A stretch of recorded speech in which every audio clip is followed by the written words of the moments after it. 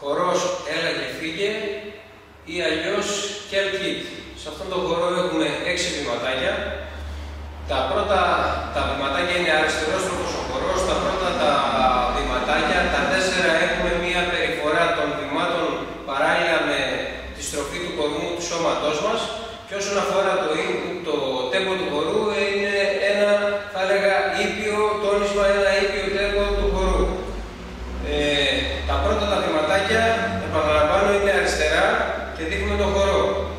1, 2, 3, 4, 5, 6, κλείσιμο. Τα πρώτα τα βήματα χαρακτηριστικά πρέπει να φεύγει δεξί με δεξιόμο. Το επαναλαμβάνω. 1, 2, 3, 4, 5, 6, κλείσιμο και 1, 2, 3, 4, 5, 6, κλείσιμο. Πάμε μαζί τα βήματα του χορού. 1, 2, 3, 4, 5, 6, κλείσιμο. Άλλη μια φορά.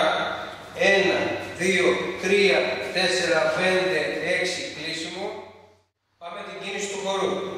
1, 2, 3, 4, 5, 6, 1, 2, 3, 4, 5, 6 και 1, 2, κλείνουμε το χορό.